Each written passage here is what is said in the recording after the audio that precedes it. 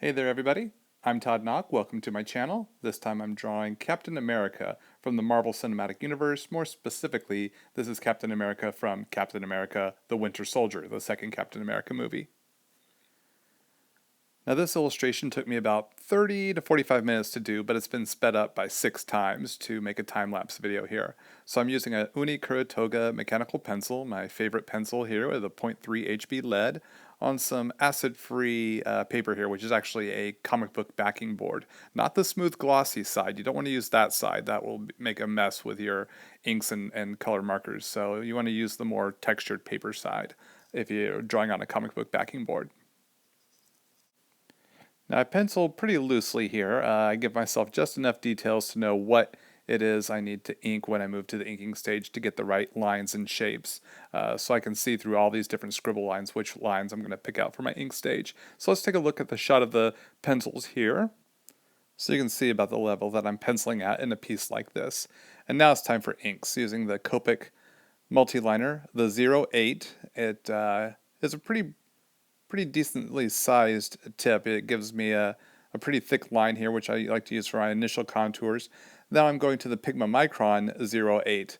It's a little bit smaller of a tip. The 08 does not reflect the same sizes between the Copic multiliner and the Pigma Micron pen, so keep that in mind. There is a slight variation, the Copic multiliner being a little thicker than the Pigma Micron, so I like having that slight variation in size for extra choices in what I might make when I'm making my inking decisions. Now I've sized down to the Pigma Micron 01. This is for the finer details, especially for the details in the face, like the nose and the lips here, and then I'll utilize this in the eyes as well. I want to keep these lines nice and thin so that they don't overpower the shape of the face. I can always take thin lines and build them up thicker, but you can't take thick lines and size them down as easily. Now using my French curve, it helps me make the A on Captain America's forehead much cleaner with a slightly curved line to correlate with the curves of his helmet slash forehead. So just a few more details here on his costume, the collar and the shoulder straps, trying to get some of the stitching in there.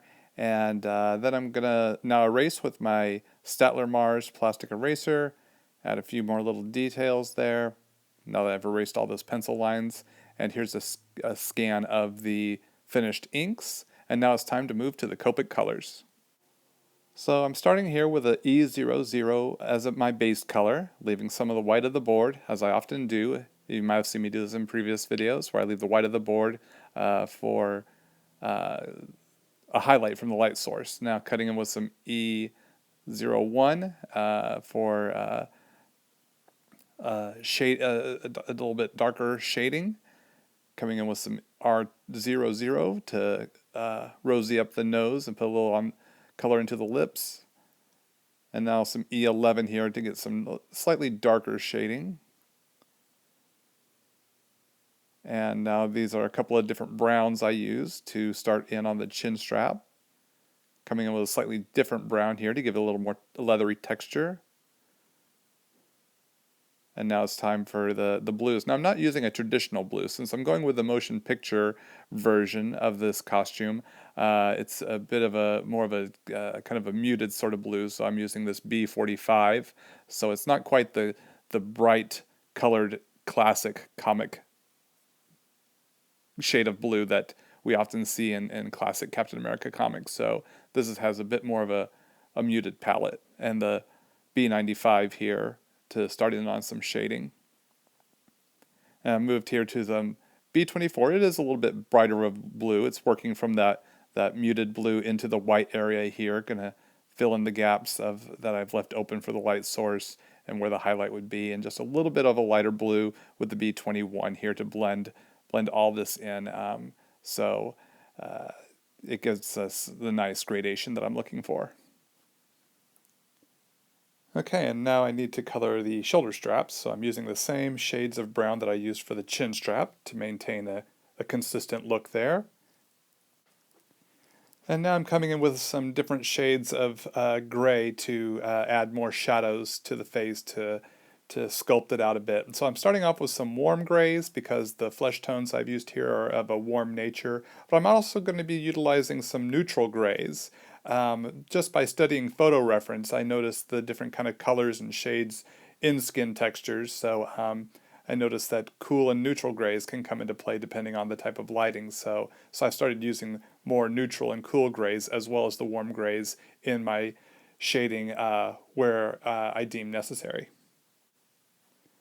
And now I'm using some cool grays to shade out the different blue and white parts of his uniform because blue is a cool color. I'm going to use the cool grays. And now some warm grays for these brown shoulder and chin straps because the brown is a bit of a warmer color.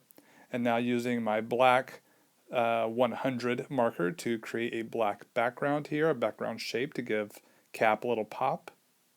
And that pretty much wraps up this illustration. Thanks for tuning in. I hope you had a good time. And be sure to subscribe to my YouTube channel or like my Art of Todd Nauck Facebook page for more upcoming art videos. Keep on drawing and keep having fun.